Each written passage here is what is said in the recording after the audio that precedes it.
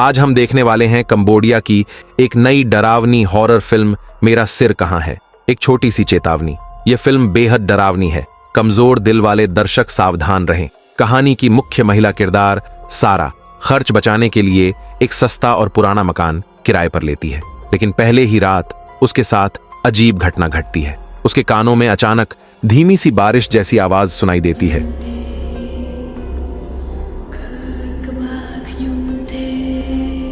यह आवाज उसे सोने नहीं देती, इसलिए वह उठकर देखने जाती है। वह चारों तरफ देखती है, लेकिन कहीं कोई इंसान नजर नहीं आता।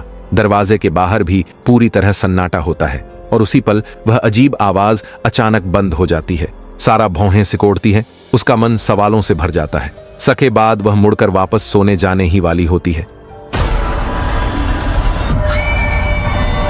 अगले ही पल सारा खुद को खिड़की की मुंडेर पर खड़ा पाती है। नीचे घोर अंधेरा और ऊंची इमारत है। जरा सी चूक उसे मौत की ओर धकेल सकती थी। खुशकिस्मती से उसकी बहन लासी समय पर पहुंच जाती है और फौरन उसे खींचकर नीचे उतार लेती है। अभी अभी जो डरावना मंजर हुआ था उसने दोनों को हिला दिया, लेकिन सारा अपनी बहन को दिलासा देती है कि वह ठीक है और उसे वापस सोने के लिए कहती है। असल में उसका दिल अभी भी कांप रहा होता है। वह समझ नहीं पा रही थी कि उसने जो बिना सिर वाली चीज देखी वह हकीकत थी या सिर्फ सपना। सारा पेशे से एक लेखिका है, लेकिन हाल के दिनों में वह लेखन के ठहराव से जूझ रही है। फिर भी अपनी बेटी नीनी और खुद का पेट पालने के लिए सारा ठान लेती है कि वह हर हाल में एक जबरदस्त हिट कहानी लिखेगी। एक संयोग से उसे अखबार में एक हत्या की खबर मिलती है। मरने वाली एक शास्त्रीय नृत्यांगना होती है। पुलिस जब लाश बरामद करती है तो उसका सिर गायब होता है। सारा इस केस को अपने उपन्यास का आधार बनाने का फैसला करती है, लेकिन जैसे जैसे वह जानकारी जुटाने लगती है उसके आसपास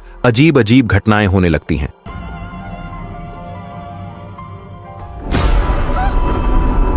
सारा सोचती है कि शायद ज्यादा काम और थकान की वजह से उसे अजीब चीजें दिखाई दे रही हैं, इसलिए वह इन बातों को गंभीरता से नहीं लेती। अगली सुबह जब वह घर लौटती है और दरवाजा खोलने ही वाली होती है तो दरवाजे की दरार से एक डरावना दृश्य देखती है। एक बिना सिर वाला आदमी गलियारे में टहल रहा होता है।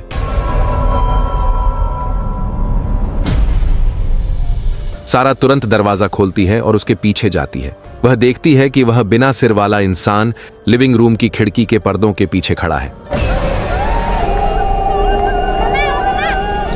लासी और नीनी के समझाने पर सारा किसी तरह शांत होती है, लेकिन उसके मन की चिंता खत्म नहीं होती, इसलिए वह अस्पताल जाकर पूरी जांच करवाती है। डॉक्टर उसकी बात सुनकर शक करता है कि शायद वह मानसिक समस्या से जूझ रही है या फिर तलाक के बाद भावनात्मक टूटन की वजह से उसे भ्रम दिखाई दे रहे हों। ये सब कारण हो सकते हैं। डॉक्टर को पता चलता है कि सारा बिना सिर वाली हत्या के मामले की जांच कर रही है। वह उसे सलाह देता है कि कुछ समय के लिए काम से ब्रेक ले और खुद को थोड़ा आराम दे। सारा डॉक्टर की सलाह मान लेती है और हाल के दिनों में घर पर ही आराम करने लगती है, लेकिन भ्रम अब भी उसका पीछा नहीं छोड़ते।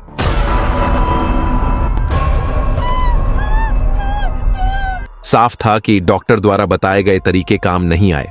सारा फिर से खुद को काम में झोंक देती है और अब बिना सिर वाली नृत्यांगना के केस को लेकर उसकी जिज्ञासा और भी बढ़ जाती है। जल्दी एक हिट उपन्यास लिखने के लिए वह जान पहचान के जरिए नृत्यांगना के घर का पता लगवाती है। तभी उसे पता चलता है कि उस नृत्यांगना का घर उसी के घर के आसपास कहीं है, लेकिन सही जगह अब भी तय नहीं हो पाती। इसी दौरान सारा अचानक ऊपर देखती है और हैरान रह जाती है कि उसके घर का नंबर 9 है, लेकिन बगल में सीधा नंबर 5 लिखा होता है।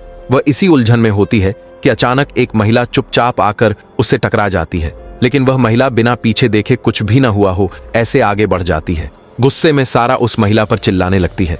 इसी दौरान उसे महसूस होता है कि वह महिला कुछ अजीब सी है, लेकिन अंधेरे गलियारे में कुछ साफ दिखाई नहीं देता। सारा का गुस्सा धीरे धीरे जिज्ञासा में बदल जाता है और वह चुपचाप उसके पीछे चल देती है। जब वह उसके घर के दरवाजे पर पहुंचती है तो देखकर चौंक जाती है। उस महिला का घर भी नंबर 9 ही होता है। सारा के मन में सवालों का तूफान उठ खड़ा होता है। वह हैरानी के साथ अंदर कदम रखती है, लेकिन अगला ही दृश्य उसके रोंगटे खड़े कर देता है।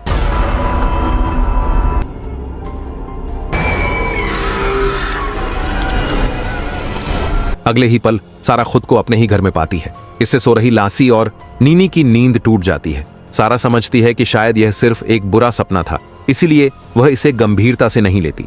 इसके बाद वह अपनी बेटी के खिलौना पुतले को वापस कमरे में रख देती है और बेटी को साथ लेकर सोने चली जाती है। लेकिन जैसे ही वे कमरे से बाहर निकलती हैं, पुतले का सिर अचानक एक तरफ घूम जाता है। पता नहीं कितनी देर बाद नींद में डूबी सारा को शास्त्रीय संगीत की आवाज जगा देती है। वह नींद में ही उठती है और धुंधली नजर में देखती है कि नीनी एक नृत्य पोशाक पहने महिला के साथ नाच रही है। वह महिला वही होती है जिसका जिक्र अखबार में एक मृत नृत्यांगना के रूप में किया गया था। सारा अभी समझ ही पाती कि तभी पास रखे पुतले का सिर अचानक जमीन पर गिर पड़ता है। सारा घबराकर जाग जाती है और देखती है कि नीनी तो अब भी गहरी नींद में है। तभी उसे एहसास होता है कि यह भी एक और डरावना सपना था।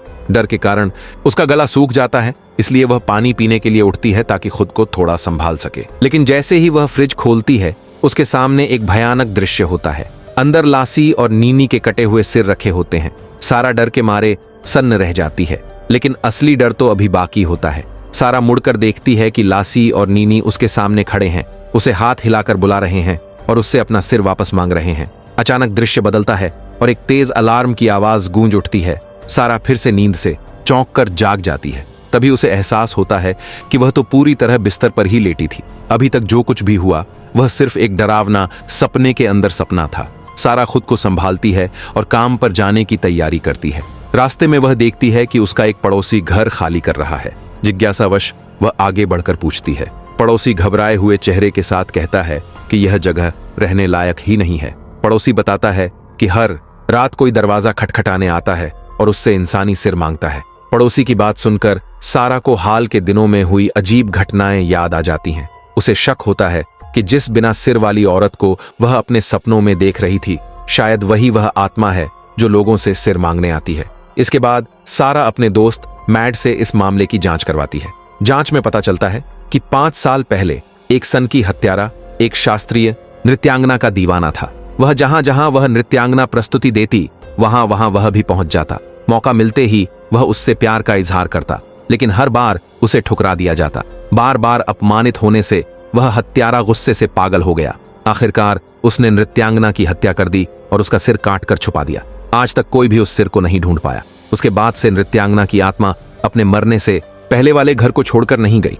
हर रात वह पड़ोसियों के दरवाजे खटखटाती और उनसे पूछती है कि क्या उन्होंने उसका सिर देखा है। यह सुनते ही सारा के शरीर में ठंडक दौड़ जाती है, क्योंकि हाल के दिनों में उससे भी बार बार यही सवाल पूछा जा रहा था।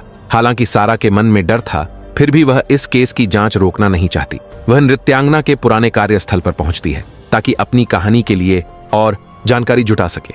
इसी दौरान लासी सारा के कमरे में खून से सनी एक पर्ची देख लेती है। डर के मारे लासी खुद को संभाल नहीं पाती और चीखने लगती है। तभी नीनी उसके कंधे पर हाथ रखती है, जिससे वह किसी तरह शांत होती है। डर से कांपते हुए लासी धीरे धीरे खड़ी होती है। उसे समझ नहीं आता कि आखिर यह सब हो क्या रहा है। वह नीनी को साथ लेकर वहां से निकल जाने का फैसला करती है। दूसरी तरफ सारा नृत्यांगना की कुछ पूर्व सहकर्मियों से मिलती है। उसे पता चलता है कि नृत्यांगना का नाम AN था। वह बेहद खूबसूरत थी और उसे चाहने वालों की कोई कमी नहीं थी, लेकिन उससे नफरत करने वाले भी कम नहीं थे। एक सहकर्मी बताती है कि उसने कई बार AN को एक अजीब आदमी के साथ बैकस्टेज बात करते देखा था, लेकिन जैसे ही वह कोई अहम जानकारी देने वाली होती है, अचानक इंटरव्यू में खलल पड़ जाता है। ऐसा लगता है जैसे कोई जानबूझकर सारा को AN के बारे में और जानकारी लेने से रोकना चाहता हो। इंटरव्यू खत्म होने के बाद सारा अपनी छोटी स्कूटी से घर लौटती है। रास्ते में उसे ऐसा महसूस होता है जैसे कोई उसके पीछे पीछे आ रहा हो और उसकी रूह सिहर जाती है, लेकिन रुककर ध्यान से देखने पर उसे कुछ भी अजीब नजर नहीं आता। वह दोबारा स्कूटी चलाकर घर की ओर बढ़ जाती है। उसे पता नहीं होता कि AN की आत्मा उसके पीछे बैठकर उसके साथ ही घर पहुंच चुकी है। इधर लासी देखती है कि नीनी ने अपने सिर पर चादर ओढ़ रखी है। वह घबराकर चादर खींच लेती है, लेकिन सामने जो दिखता है वह उसकी रूह जमा देता है। नीनी का सिर गायब होता है। लासी डर के मारे जोर से चीख पड़ती है, लेकिन इससे भी भयानक दृश्य आगे होता है। घर के अंदर बिना सिर और बिना पैर की आकृति नाचती हुई दिखाई देती है। लासी के पैर जवाब दे देते हैं और वह जमीन पर गिर पड़ती है। किसी तरह जीने की चाह उसे ताकत देती है और वह दौड़ते हुए नीचे की ओर भागती है। तभी उसके कानों में नीनी की आवाज सुनाई देती है। लासी अपने कदम रोकती है और धीरे धीरे पीछे मुड़कर देखती है। किस्मत से सारा समय रहते सब देख लेती है और तुरंत लासी को अस्पताल पहुंचाती है। आखिरकार उसकी जान तो बच जाती है, लेकिन सिर पर गंभीर चोट लगने के कारण हालत बेहद नाजुक बनी रहती है। यह खबर सारा की मां को मिलती है। वह चिंता में पड़ जाती है कि अब नीनी की देखभाल कौन करेगा, इसलिए वह नीनी को अपने घर ले जाने का सुझाव देती है। लेकिन सारा अपनी माँ की बात मानने से इनकार कर देती है। तलाक ने पहले ही उसका आत्मसम्मान तोड़ दिया था। अगर वह बच्चे को लेकर मायके चली जाती तो लोग उसे अलग नजरों से देखते। वह दूसरों की सहानुभूति और उनकी बातों को सहन नहीं कर सकती थी। उसका आत्मसम्मान उसे झुकने नहीं देता। आखिरकार वह नीनी को साथ लेकर उसी जर्जर और पुराने घर में लौट आती है। रात को सारा का दोस्त मैड उससे मिलने आता है। मैड को पता चलता है कि इस इमारत में सारा के 9 नंबर कमरे के अलावा एक और 9 नंबर का कमरा भी है। उसे शक होता है, इसलिए वह उस दूसरे 9 नंबर के कमरे में जाता है, लेकिन अंदर का नजारा देखकर उसके होश उड़ जाते हैं। कमरे के भीतर एक बिना सिर वाला इंसान नाच रहा होता है और साफ दिखता है कि वह मैड की मौजूदगी को महसूस कर चुका है। अंत में मैड को भी अस्पताल पहुंचाया जाता है। गंभीर चोटों के कारण वह गहरे कोमा में चला जाता है। कुछ समय बाद सारा नीचे खाना खरीदते वक्त वहां के एक दुकानदार से 5 साल पहले आएन की हत्या के बारे में पूछती है, लेकिन जो बात उसे पता चलती है वह उसे हिला देती है। असल में आएन भी उसी इमारत में रहती थी जहां अब सारा रह रही है, और आएन का कमरा था नंबर 6। दुकानदार बताता है कि मकान मालिक ने घर किराए पर चढ़ाने के लिए जानबूझकर उस 6 नंबर कमरे को, जहां आयन की हत्या हुई थी, बदलकर 9 नंबर कर दिया था। तभी सारा को एहसास होता है कि शायद वह जिस कमरे में रह रही है वही असली हत्या का स्थान है। उसे नीनी की चिंता सताने लगती है कि वह घर पर अकेली है और किसी भी पल खतरे में पड़ सकती है। सारा घबराकर दौड़ती हुई घर की ओर भागती है।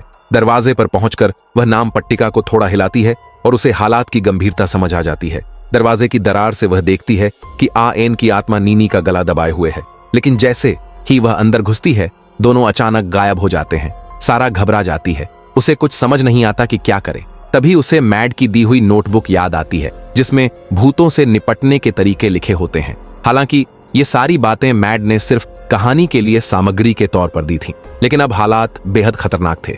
सारा के पास कोई और रास्ता नहीं बचा था। वह इसी को आखिरी उम्मीद मान लेती है। इसके बाद सारा कमरे में मोमबत्तियां सजाती है, फिर शास्त्रीय नृत्य की पोशाक पहनती है और मंत्रों का जाप शुरू कर देती है। 2.5 मिनट भी नहीं बीतते कि आएन की आत्मा सारा के शरीर में प्रवेश कर जाती है और इसी पल सच धीरे धीरे सामने आने लगता है। असल में आएन से जुनूनी प्यार करने वाला वह आदमी अचानक उसके 6 नंबर कमरे में आया था और उससे प्यार का इजहार किया था, लेकिन हर बार की तरह आएन ने उसे फिर से ठुकरा दिया। बार बार बेरहमी से ठुकराए जाने के बाद वह आदमी प्यार में नफरत पाल बैठा। गुस्से में आकर उसने रसोई के चाकू से आएन का सिर काट दिया। हालांकि सारा को यह पता चल चुका था कि आएन की हत्या कैसे हुई थी, फिर भी वह यह समझ नहीं पा रही थी कि आएन आखिर क्यों माँ बेटी दोनों को इतना सताया रही है। तभी सारा को नीनी की मदद के लिए पुकार सुनाई देती है। आवाज का पीछा करते हुए वह कमरे का दरवाजा खोलती है। सामने देखती है कि नीनी हाथ में खंजर पकड़े उसी की ओर बढ़ रही है। सारा घबराकर उसे रोकने आगे बढ़ती है, लेकिन उसी पल नीनी अचानक गायब हो जाती है। सारा रोते हुए आयन से गुहार लगाती है कि वह नीनी को छोड़ दे। वह यहाँ तक कह देती है कि बदले में वह अपना सिर देने को तैयार है। जब सारा चाकू उठाकर आत्महत्या करने ही वाली होती है, तभी मैड समय पर पहुंच जाता है और सारा को रोक लेता है। मैड नीनी को बचाने के लिए आगे बढ़ता है, लेकिन एक अदृश्य दीवार से टकराकर पीछे उछल जाता है। टूटे हुए दिल से सारा पास रखे गमले को तोड़ देती है और उसके टुकड़ों से अपना गला काटने का फैसला करती है। तभी उसे एक चौंकाने वाली सच्चाई का पता चलता है। आयन का सिर असल में उसी गमले के अंदर छिपा हुआ था। आखिरकार आयन पूरी तरह प्रकट होती है। उसके चेहरे पर दर्द और बेबसी साफ झलक रही होती है। कभी उसका भी एक खूबसूरत भविष्य था, लेकिन एक जिद्दी और विकृत प्यार उससे सब कुछ छीन लेता है। भूत बनने के बाद आयन ने जल्दी ही उस आदमी से बदला ले लिया और उसे भयानक सजा दी, लेकिन उसके दिल में अब भी एक आखिरी चाह बाकी थी, अपना कटा हुआ सिर ढूंढना। 5 साल बाद आयन को आखिरकार अपना सिर वापस मिल जाता है। उसके मन का बोझ अब पूरी तरह उतर चुका था। असल में आयन कभी भी नीनी को नुकसान नहीं पहुंचाना चाहती थी। वह बस चाहती थी कि सारा उसकी मदद से उसका सिर ढूंढ दे।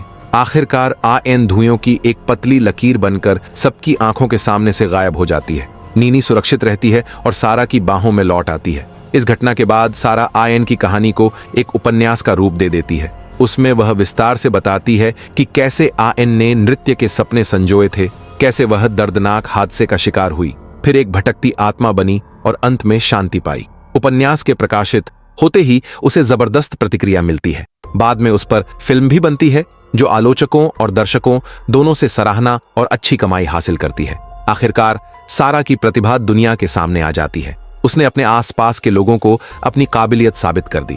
वह अक्सर आयन का शुक्रिया अदा करती है। अगर वह अजीब अनुभव न होता तो शायद वह कभी अपने लेखन के ठहराव से बाहर नहीं निकल पाती। यही आयन थी जिसने सारा को आज का सारा बना दिया। तो दोस्तों, यही थी 2025 की कंबोडियाई हॉरर फिल्म मेरा सिर कहां है की पूरी कहानी। आज की वीडियो यहीं खत्म होती है। देखने के लिए आप सभी का धन्यवाद। मुलाकात होगी अगले वीडियो में।